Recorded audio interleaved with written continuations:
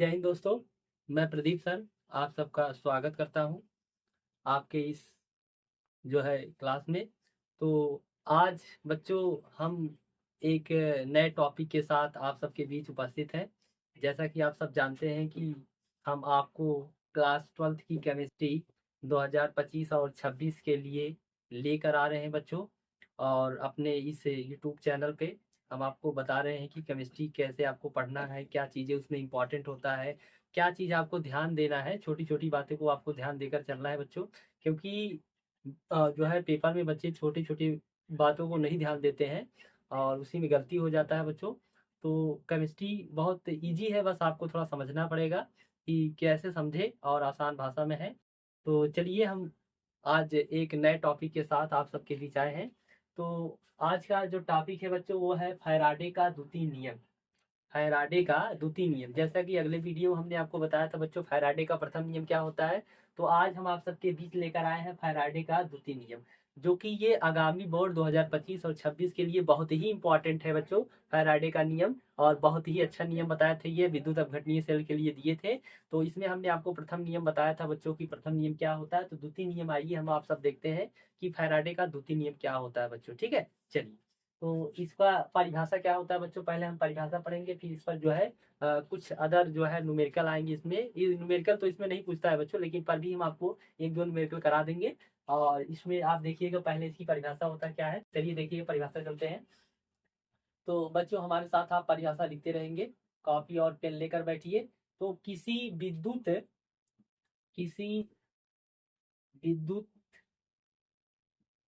अपघटनीय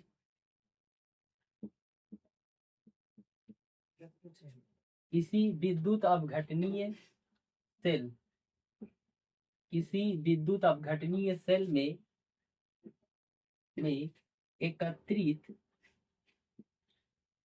किसी विद्युत अपघटनीय सेल में एकत्रित भार उस एकत्रित भार उस धातु के उस धातु के तुल्यांकीय उस धातु के तुल्यांकीय भार उस धातु के तुल्यांकीय भार के सीधे समानुपाती होता है कि सीधे समानुपाती होता है सीधे समानुपाती होता है होता है। तो बच्चों फैराडे का द्वितीय नियम क्या कह रहा है, देखिए। कह रहे हैं कि किसी विद्युत अपघटनीय सेल में, हमने आपको बच्चों उस कल वाले वीडियो में बताए थे, जो हमारा वीडियो इसके पिछला वीडियो है, उसमें हमने आपको बताया था कि विद्युत अपघटनीय सेल क्या होता है। ठीक है, तो विद्युत अपघटनीय सेल में एकत्रित भार, जो भी विद्युत अपघटनीय सेल होता है उसमें जो एकत्रित भार होता है बच्चों, वो उस धातु के तुल्यांकी भार के सीधे समानुपाती होता है। ठीक है, तो आइए हम समझते हैं कि जैसे मान लीजिए बच्चों कोई सेल है उसका जो उसमें जो भार है वो हमने मान लिया क्या, डब्लू मान लिया बच्चों। कोई विद्युत अपघटनीय सेल है उसमें जो भार है वो हमने क्या माना, डब्लू मान लिया बच्चों। ये डब्लू सीधे समानुपाती होता है किसके, तुल्यांकी भार। तुल्यांकी भार के लिए हम क्या ले लेते हैं बच्चों, कैपिटल ई लेते हैं। यहाँ हमने भार को कैपिटल डब्लू से प्रदर्शित कर दिया और तुल्यांकी भार को जो है कैपिटल ई से प्रदर्शित कर दिया बच्चों। और ये हमने इन दोनों के बीच समानुपाती का चिन्ह लगा दिया। तो ये कह रहे हैं कि जो धातुओं का भार होता है वो उस धातुओं के तुल्यांकी भार के सीधे समानुपाती होता है बच्चों। ठीक है, तो चलिए आइए समझते हैं हम। इसी प्रकार बच्चों अगर अलग अलग धातु है तो उनका तुल्यांकी भार क्या होगा, अलग अलग होगा। जैसे यहाँ पर हमने ये डब्लू लिया क्या है, भार है, और ई क्या है, तुल्यांकी भार है बच्चों, ये नॉर्मल से लिया गया है। अगर हम अलग अलग धातु का भार लेंगे तो उनका जो तुल्यांकी भार निकल के आएगा वो अलग अलग होगा। इसी प्रकार अगर हम मान ले बच्चों, जैसे मान ले कि यहाँ पर हम ले रहे हैं W1, तो ये वो डायरेक्टली प्रोपोर्शनल हो जाएगा किसके, E1 के लिए। इसी प्रकार अगर हम इसे मान ले W2, तो ये भी आपका जो तुल्यांकी भार निकल के आएगा बच्चों, ये क्या हो जाएगा, W कैपिटल जो है E।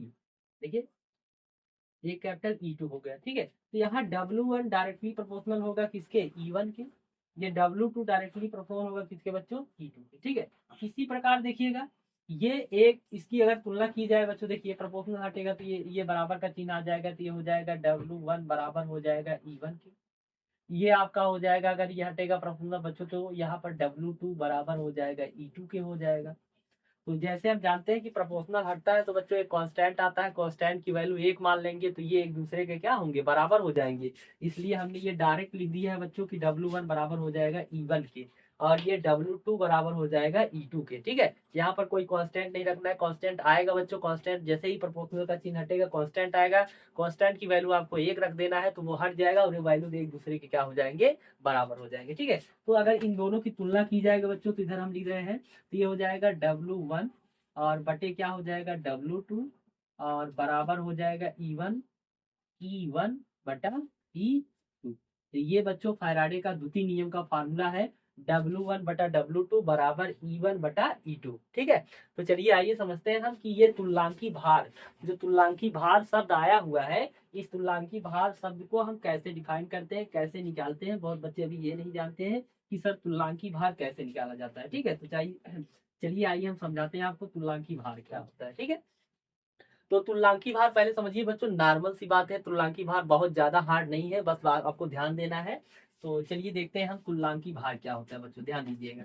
तो तुल्यांकी भार बच्चों बहुत ही इंपॉर्टेंट है और अच्छा भी है, ये आपको नॉर्मलता निकालने में भी काम आता है, तो यहाँ भी काम कर रहा है बच्चों तुल्यांकी भार।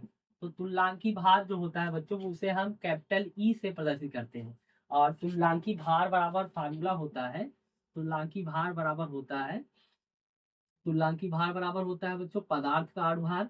यहाँ पर लिखेंगे मेरे साथ, आप लिखते समय लिखते रहेंगे, कॉपी और पेन लेकर आप जो है राइट करते रहिए साथ में ही। पदार्थ का आधार, पदार्थ का आधार, तुल्यांकी भार बराबर होता है पदार्थ का आधार बटे बटे आवेशों की संख्या, आवेशों की आवेशों की संख्या। ठीक है बच्चों, आवेशों की संख्या। ठीक है, तो चलिए देखते हैं। तो तुल्यांकी भार, जैसे मान लीजिए एग्जाम्पल हम एक ले रहे हैं बच्चों, कोई एक हमारे पास कंपाउंड है, मान लीजिए किसी एक कंपाउंड हम ले लिए, जैसे बच्चों मान लीजिए सबसे बहुत अच्छा, बहुत सरल ही, बहुत ज्यादा पूछा जाता है, जैसे आप ले लीजिए NaCl। NaCl क्या है बच्चों, नमक है। NaCl को हम क्या कहते हैं, नमक कहते हैं, साधारण नमक कहते हैं, बहुत ही इंपॉर्टेंट है, ये एक प्रकार का लवण है बच्चों। तो चलिए देखिएगा, तो NaCl, अच्छा इसमें एक ये पॉइंट बहुत पूछा जाता है बच्चों, NaCl में कौन सा बॉन्ड पाया जाता है, तो आप बताएंगे सर आयनिक बॉन्ड पाया जाता है, क्योंकि इसमें एक मेटल है और एक नॉन मेटल है, यानी एक धातु है और एक अधातु है, इसलिए इसमें आपके क्या पाए जाएंगे, आयनिक बॉन्ड पाया जाता है। बॉन्ड जो है आप पढ़े होंगे सहसंयोजक बंध क्या होता है, आयनिक बॉन्ड क्या होता है। तो चलिए आइए देखते हैं, जैसे एग्जांपल है, तो सबसे पहले हमें तुल्यांकी भार, जैसे बच्चों हम तुल्यांकी भार निकालेंगे तो हमें पदार्थ का अणुभार चाहिए और उनके आवेशों की संख्या। तो आवेशों की संख्या निकालने के लिए बच्चों पहले हम इनको क्या करेंगे, तोड़ देंगे, इनको हम आयनों में तोड़ेंगे तो ये Na प्लस निकलेगा और प्लस Cl क्या निकलेगा बच्चों, माइनस। Na प्लस में निकलेगा, Cl माइनस में निकलेगा, Na प्लस में Cl माइनस में टूट गया, तो इसमें आवेश पता चल गया। जैसे इसे हम पानी में डिजॉल्व करेंगे बच्चों, जैसे इसमें पानी में डिजॉल्व करेंगे और इसमें करंट प्रवाहित करेंगे तो ये टूट जाता है Na प्लस और Cl माइनस में। ठीक है, इसी प्रकार बच्चों इसका हम जब अणुभार निकाल लेंगे, जैसे ही हम इसका अणुभार निकालेंगे बच्चों, चलिए आइए समझते हैं। अणुभार हमने आपको बताया थे बच्चों, तो ये यहाँ पर सोडियम का कितना हो जाएगा बच्चों, 23 हो जाएगा, क्लोरीन का कितना होता है 35, आप जोड़ देंगे तो 5 3 कितना हो गया, 8 हो गया, और यहाँ पर 3 2 कितना हो गया, 5, यानी 58 हो गया। तो इसका NaCl का अणुभार कितना हो गया बच्चों, 58 हो जाएगा। 58.5 भी होता है, तो दशमलव में हम नहीं लिए हैं, सिंपल से सरल भाषा में लिए हैं। ठीक है, तो चलिए समझते हैं। तो तुल्यांकी भार बराबर होता है बच्चों पदार्थ का अणुभार बटे आवेशों की संख्या। तो यहाँ पर देखिएगा पदार्थ का अणुभार हमने निकाला कितना है बच्चों, 58 है, तो पदार्थ का अणुभार आप 58 रख दीजिए बटे आवेशों की संख्या। यहाँ पर कह रहे हैं कि बच्चों आवेशों की संख्या, आवेशों की संख्या हम वो लेंगे जो इसमें हमने आपको आयनों को तोड़ दिए थे। तो यहाँ पर Na प्लस निकला है, Cl माइनस निकला है। कितने बच्चे ये गड़बड़ कर देते हैं कि दोनों ले लेते हैं बच्चों, किसी एक को लेना है, या तो प्लस वाला ही ले लेना है या तो माइनस का लेना है, या तो आप धन आवेश लेंगे या तो आप ऋण आवेश लेंगे। तो चलिए हम ऋण आवेश ले लेते हैं, तो ऋण आवेश यानी Cl माइनस को लिए बच्चों, तो यहाँ पर Cl माइनस की कितने मोल है, 1 मोल है बच्चों। तो यहाँ पर आवेशों की संख्या क्या हो जाएगी, 1, इसमें आप भाग देंगे तो इसका आंसर कितना आ जाएगा, 58। ये हमारा जो निकल के आया बच्चों, यही हमारा आंसर है। इस प्रकार हम क्या करते हैं, तुल्यांकी भार निकाल लेते हैं। जब हमें तुल्यांकी भार निकल जाएगा तो हम जो है इनके नियम यानी फैराडे के द्वितीय नियम में रख देंगे, W1 अपान W2 और बराबर E1 अपान E2। ठीक है, तो सबसे पहले हमें भार दिया रहेगा बच्चों, और उसका हम के भार जो है तुल्यांकी भार निकाल के, एक जो है आपका तुल्यांकी भार जो है आपको दिया रहेगा, एक पूछा जाएगा, आप आसानी से निकाल सकते हैं। तो ये आप ध्यान दीजिएगा बच्चों, यही है फैराडे का द्वितीय नियम। फैराडे ने बताया था कि किसी विद्युत अवघटनीय सेल में, किसी विद्युत अवघटनीय सेल में एकत्रित जो भार होता है वो उस धातु के भार के सीधे समानुपाती होता है। उन्होंने ये फार्मूला दिया था, W1/W2 बराबर होता है E1/E2 बच्चों। ठीक है, तो चलिए हम आगे की तरफ चलते हैं। तो आगे देखिएगा बच्चों, तो बने रहिए हमारे इस क्लास में। तो आगे हम अगले टॉपिक की तरफ चलते हैं, और यहीं से फैराडे का नियम समाप्त होता है बच्चों। अब हम चलेंगे सेल की तरफ, यानी बैटरी। हम आपको आज बैटरी पढ़ा देंगे, इसके बाद हमारा जो है चैप्टर क्या हो जाएगा, समाप्त हो जाएगा। और अगले दिन हम नेक्स्ट चैप्टर की तरफ चलेंगे, अगले चैप्टर पर ध्यान देंगे। ये हमारा दूसरा चैप्टर था, अब हम तीसरे चैप्टर की तरफ चलेंगे कल से बच्चों। तो आज हम आपको अब बताएंगे जो है सेल के बारे में। ठीक है, तो चलिए आइए समझते हैं कि सेल क्या होता है, बैटरी क्या होता है बच्चों। तो अब आप हेडिंग लगाएंगे बच्चों, सेल या बैटरी। चलिए, तो हेडिंग लिखिएगा बैटरी। ठीक है, बैटरी क्या होता है बच्चों, तो ध्यान दीजिएगा, बैटरी क्या होता है। तो इसकी परिभाषा देखिए बच्चों, बैटरी क्या होता है, सेलों के संयोजन को, सेलों सेलों के संयोजन सेलों के संयोजन को बैटरी कहते हैं। सेलों के संयोजन को बैटरी सेलों के संयोजन को बैटरी कहते हैं। तो ये इसकी परिभाषा है बच्चों। जब कई सारे सेल मिला देंगे, जैसे बहुत से सेल मिलाएंगे तो एक बैटरी का निर्माण होता है बच्चों। तो अब आप सब जानते हैं कि यहाँ पर बैटरी बच्चों दो प्रकार के होते हैं। बैटरी कितने प्रकार के होते हैं, दो प्रकार के होते हैं। कितने प्रकार के होते हैं बच्चों, दो। ठीक है, सभी बच्चे जानते होंगे कि बैटरी दो प्रकार के होते हैं। पहला हो आपका बच्चों प्राथमिक प्राथमिक पहला क्या होता है, प्राथमिक सेल। सेल को आप बैटरी भी कह सकते हैं। ठीक है, और दूसरा आपका है द्वितीयक सेल। द्वितीयक सेल,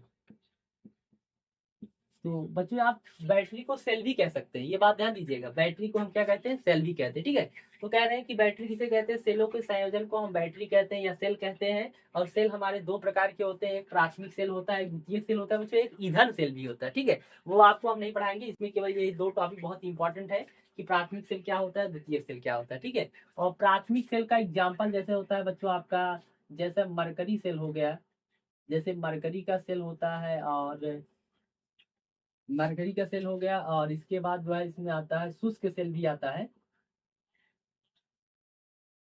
शुष्क सेल हो गया, और ये मरकरी सेल हो गया। और द्वितीयक सेल में आपके ऐसे आते हैं, जैसे द्वितीय सेल में अभी हम आपको बताते हैं। तो पहले आप चलिए प्राथमिक सेल देखते हैं बच्चों। तो परिभाषा हम लिखेंगे प्राथमिक सेल। प्राथमिक सेल क्या होता है देखिएगा, ये समझते हैं। प्राथमिक सेल,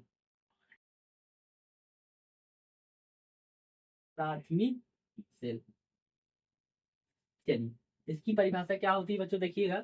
वह सेल वह सेल जिन्हें जिन्हें पुनः चार्ज जिन्हें पुनः चार्ज नहीं किया जा सकता नहीं किया जा सकता है, उसे उसे प्राथमिक सेल कहते हैं। उसे प्राथमिक सेल उसे प्राथमिक सेल कहते हैं। तो ध्यान दीजिएगा बच्चों, वह सेल जिन्हें पुनः चार्ज नहीं किया जा सकता है उसे हम क्या कहते हैं, प्राथमिक सेल कहते हैं। प्राथमिक सेल का मतलब होता है कि ऐसा सेल होता है जिन्हें हम पुनः चार्ज नहीं कर सकते हैं बच्चों। और इस प्रकार के सेल में, ये बात ध्यान दीजिए, इस प्रकार के सेल में जो अभिक्रिया होती है वो केवल एक बार में ही होती है। दोबारा इसमें हम अपक्रिया नहीं करा सकते हैं, इसलिए ये आपका क्या माना जा रहा है, प्राथमिक सेल माना जा रहा है। ठीक है बच्चों, इसलिए क्या माना जा रहा है, प्राथमिक सेल माना जा रहा है। और प्राथमिक सेल को हम केवल एक बार ही प्रयोग में ला सकते हैं बच्चों, ये बात आपको ध्यान देना है। प्राथमिक सेल आपको एक ही बार में आप प्रयोग में ला सकते हैं। तो इसका एग्जाम्पल होता है बच्चों, चलिए आइए देखते हैं इसका एग्जाम्पल क्या होता है। तो एग्जाम्पल जैसे हमने आपको आपके सामने रखा कि जैसे मरकरी होता है बच्चों, मरकरी का सेल आता है, ये आपका प्राथमिक सेल होता है। इसी प्रकार आपका शुष्क सेल होता है, शुष्क सेल होता है, ये आपके क्या होते हैं, ये आपके बच्चों जो है प्राथमिक सेल होते हैं। ठीक है, तो चलिए अब हम द्वितीयक सेल की तरफ चलते हैं कि द्वितीयक सेल क्या होता है। ध्यान दीजिएगा बच्चों, बने रहिए हमारे इस क्लास में, और आज का क्लास बहुत ही इंपॉर्टेंट होगा। तो ध्यान दीजिएगा, कॉपी और पेन आप साथ में लेकर बैठेंगे, क्योंकि जितना ही ज्यादा आप केमिस्ट्री प्रैक्टिस करेंगे बच्चों, लिखकर ही आपको ज्यादा समझ आएगा। अगर आप ये चाहेंगे कि हम क्लास देख लें और जो है नोट्स ना बनाए, तो आपको केमिस्ट्री समझ में नहीं आएगा। ठीक है, तो चलिए देखते हैं हम द्वितीयक सेल। दूसरा है बच्चों हमारा द्वितीयक सेल, द्वितीयक सेल। तो द्वितीयक सेल क्या होता है बच्चों, ध्यान दीजिएगा कि द्वितीयक सेल एक ऐसा सेल होता है जिन्हें हम पुनः चार्ज कर सकते हैं। चलिए द्वितीयक सेल बच्चों, द्वितीयक सेल बहुत इंपॉर्टेंट है। तो आइए हम देखते हैं कि द्वितीयक सेल क्या होता है। द्वितीयक सेल बहुत ही इंपॉर्टेंट है, और ये बोर्ड में आने की संभावना अधिकतर रहते हैं। प्राथमिक सेल और द्वितीय सेल में अंतर लिखने में आता है, और इसकी परिभाषा भी दिया जाता है, उसको ध्यान दीजिएगा। चलिए द्वितीयक सेल क्या होता है, आप कहेंगे वह सेल या बैटरी, वह सेल, वह सेल या बैटरी, वह सेल या बैटरी जिन्हें पुनः चार्ज, जिन्हें पुनः चार्ज किया जा सकता, किया जा सकता है, उन्हें या उसे, उन्हें द्वितीयक, उन्हें द्वितीयक सेल, उन्हें द्वितीयक सेल कहते हैं। उन्हें क्या कहते हैं बच्चों, द्वितीयक सेल कहते हैं। कह रहे हैं कि द्वितीयक सेल क्या होता है, वह सेल या बैटरी जिन्हें पुनः चार्ज किया जा सकता है, उन्हें द्वितीयक सेल कहते हैं। उन्हें हम क्या कहते हैं बच्चों, द्वितीयक सेल कहते हैं। जैसे जैसे इसका एग्जाम्पल है बच्चों, जैसे लेड संचायक निकिल कैडमियम, जैसे इसकी बैटरी होती है लेड, जैसे लेड संचायक, लेड संचायक सेल। और ये पहला हो गया बच्चों। दूसरा है निकिल और कैडमियम सेल, कैडमियम सेल। तो ये बात ध्यान दीजिएगा बच्चों, द्वितीयक सेल क्या होता है, वह सेल या बैटरी जिन्हें हम पुनः चार्ज किया जा सकता है या कर सकते हैं, इनमें जो हो उन्हें हम क्या कहते हैं, द्वितीयक सेल कहते हैं। और यह एक ऐसी बच्चों, यह एक ऐसा सेल होता है जिसमें हम दोबारा अपक्रिया करा सकते हैं, एक बार से दोबारा अपक्रिया करा सकते हैं, उसे हम क्या कहते हैं, द्वितीयक सेल कहते हैं। और द्वितीयक सेल में ये एग्जाम्पल है लेड संचायक सेल और निकिल और कैडमियम सेल। ये ऐसे सेल होते हैं बच्चों जिन्हें हम पुनः चार्ज कर सकते हैं। ठीक है, तो इस बात को आपको ध्यान देना है। ठीक है,